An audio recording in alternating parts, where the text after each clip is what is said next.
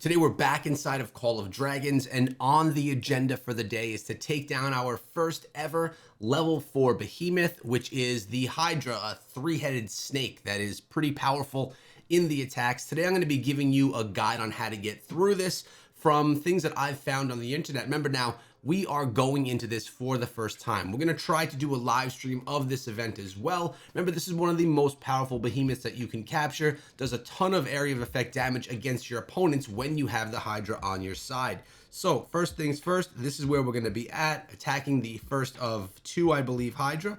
And as you can see, it's going to be some fun. I'm bringing you guys through today what we're doing in the Blood Moon Alliance over here in server 32.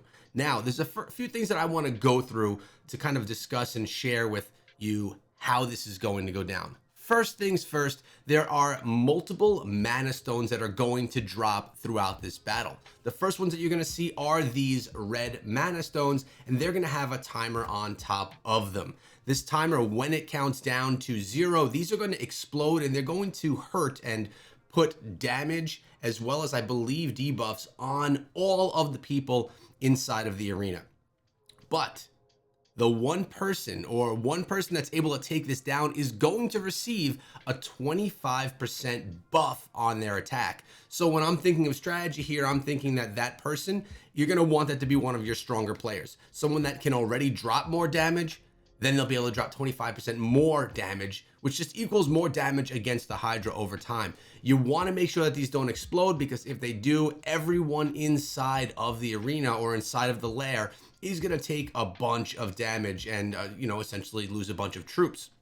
So try to get these and don't let them count down to 0. But there are other ones as well that are green. These ones don't have a timer, but they have a counter on top of them, 0 out of 10. This means that this mana stone, it takes 10 people to purify it.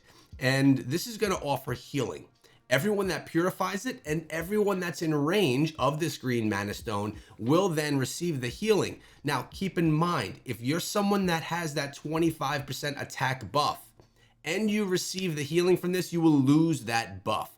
So if it were me doing this and I was a strong player with possibly, all big T4 army or even a T5 army, I would stay away from the greens and I would do my best to make sure that I was the one that was grabbing those red mana stones, because at the end of the day, you want your strongest players to do that. Try to coordinate that through Discord or through some type of a voice app to make sure that the right people are getting the right mana stones. Either way, they should all be grabbed.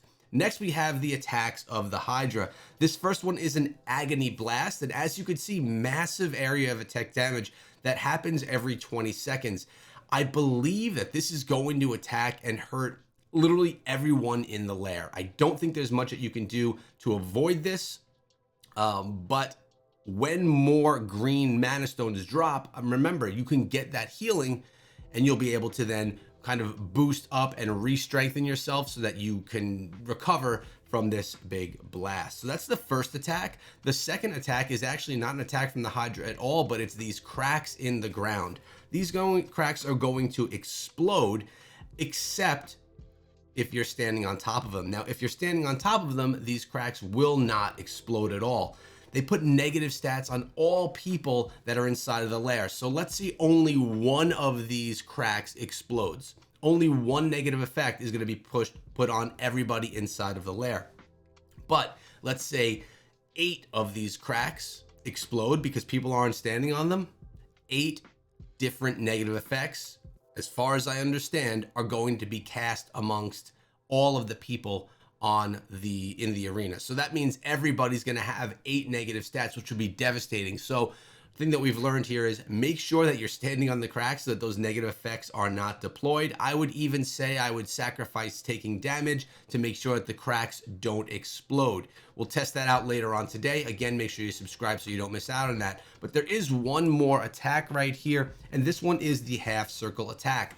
Massive damage is done here. As you can see, you have dark red, medium red, light red. That's the area that's going to be taking the most amount of damage. Now, this is a half circle, which means when you're behind the Hydra at this point, you're going to be safe from this attack. And the Hydra is vulnerable during this. So this is a point in time when you're going to want to go ham and really try your best to take down the Hydra. This is when you're going to want to make sure that the Hydra is not going to strike you, but also that you're going to be able to drop damage on the Hydra as well. Now, as I mentioned, guys, this is going to be the beast that we are attacking today. I will do my best to bring this to you in a live stream. And if for some reason I can't live stream this event because I'm out with my kids or have something to do, I will be sure to bring it to you guys in a video and a even more in-depth play-by-play guide and walkthrough of that experience as well. So what I urge you to do is subscribe to the channel and make sure that you don't miss out on my videos, because I'm putting out Call of Dragons videos for you guys every single day and live streams. I appreciate you guys, and I'll see you later.